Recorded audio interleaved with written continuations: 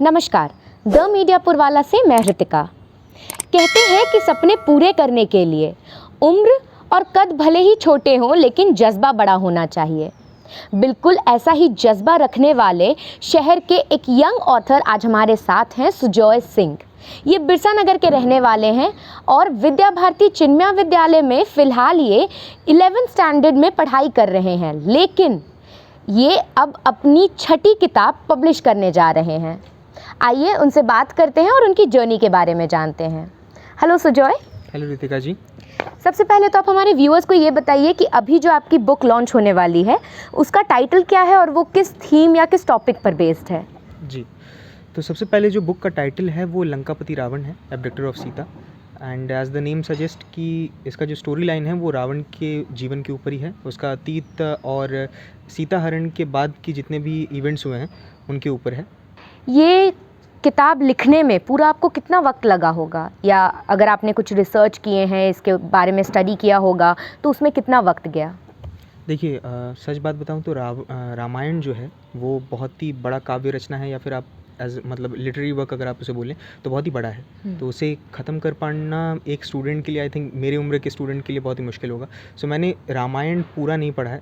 रामायण के जितने भी सोर्सेज हैं, वेबसाइट्स हैं, विकीपीडिया है, स्पीकिंग ट्री है और बहुत सारे ऐसे अन्य वेबसाइट हैं जहाँ से आप इन्फॉर्मेशन कलेक्ट कर सकते हैं। सो वो इन्फॉर्मेशन कलेक्ट करने में 1 से 2 हफ्ता ज़्यादा से ज़्यादा लगा होगा।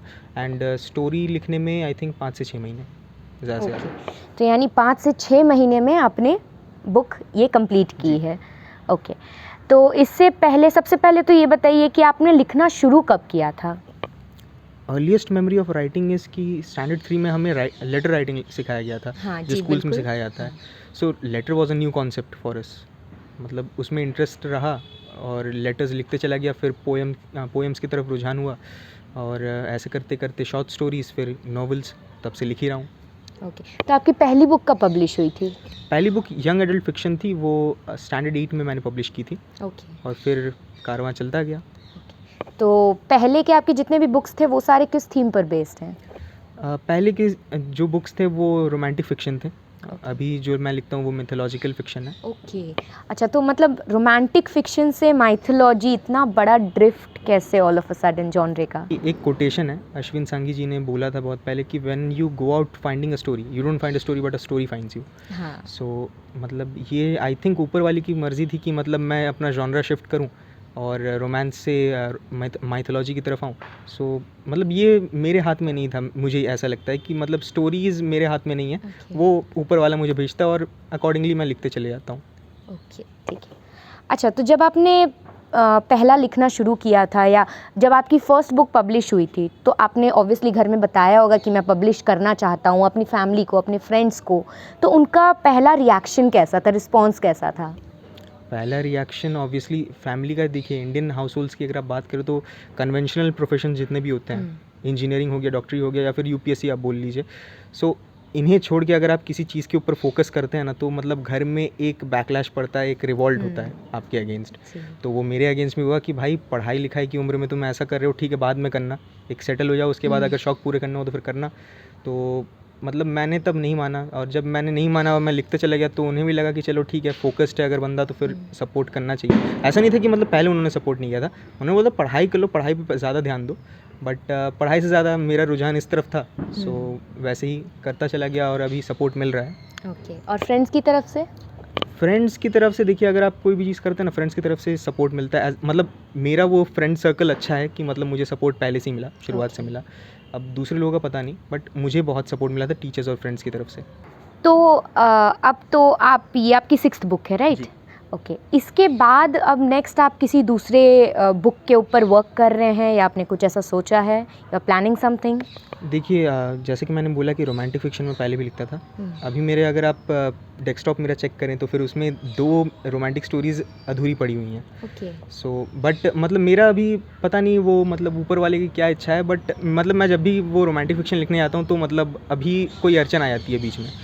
सो अभी फिर से आई थिंक अभी मेरा फिर से इंटरेस्ट गया है महाभारत की तरफ, पढ़ रहा हूँ। महाभारत में अगर आप कैरेक्टर बोले तो मतलब 2 मेन कैरेक्टर्स अगर मुझे चुनने को बोला जाए तो मैं अर्जुन और कर्ण को चुनूँगा। सो अर्जुन के बारे में सब जानते हैं, वो मतलब अच्छे पथ की तरफ था, वो मतलब was on the side of good. But Karna था अधर्म की तरफ, on the side of evil. But ऐसा नहीं था कि वो पूरी प्योर ईविल था, वो एक ग्रे कैरेक्टर है। ओके, सो उसे समझने के लिए मैं थोड़ा सा प्रयास कर रहा हूँ। बहुत लोग उसे ख़राब बोलते हैं। मैंने सुना है कि मतलब जो ऑथेंटिक वेद व्यास महाभारत है, सॉरी, उसमें कर्ण मतलब शुरुआत से ही वो एक बुरा कैरेक्टर की तरफ मतलब बुरे कैरेक्टर की तरह झलकता है। बट अगर आप दूसरे वर्जन्स पढ़ें और लोक कथाएं पढ़ें तो उसमें कर्ण एक ग्रे कैरेक्टर दिखाया गया है कि मतलब उसमें अच्छाइयाँ भी थी, बुराइयाँ भी थी। सो उसी के बारे में अभी मैं पढ़ रहा हूँ जितना पढ़ सकूँ।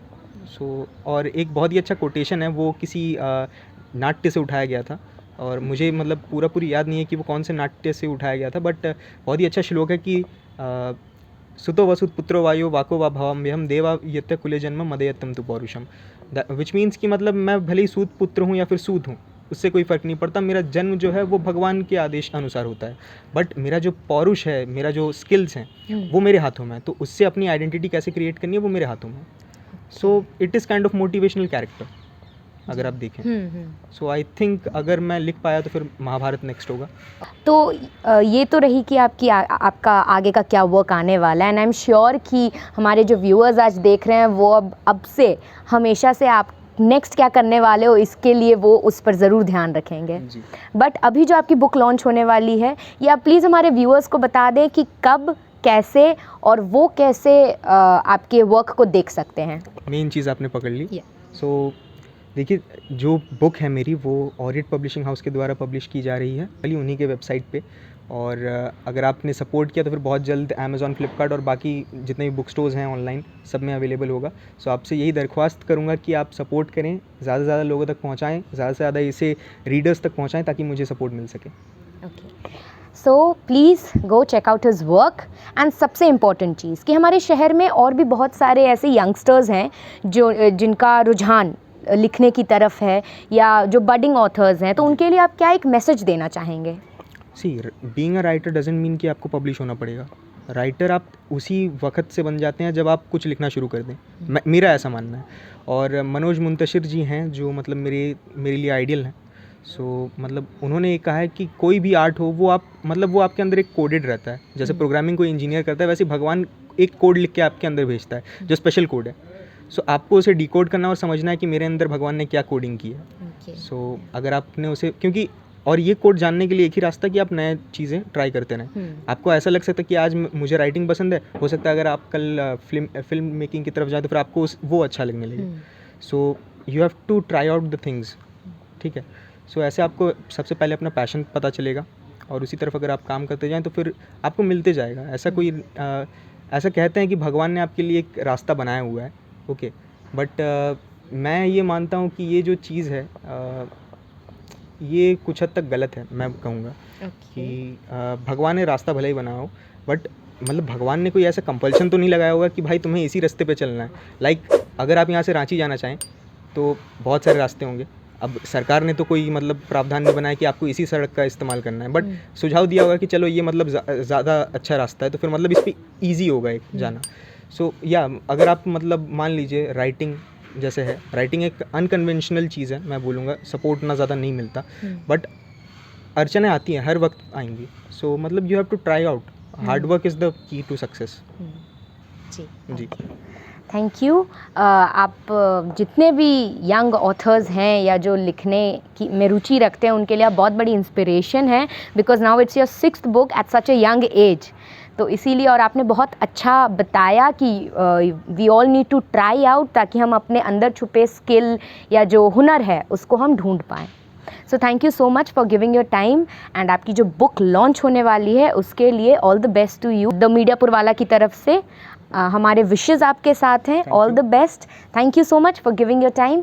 सो इनके बुक के ऑर्डर के link we'll provide you in the description, plus Sujoy का इंस्टाग्राम बायो का भी लिंक आपको डिस्क्रिप्शन में मिल जाएगा। So go check it out, check his work and please support him. Thank you so much.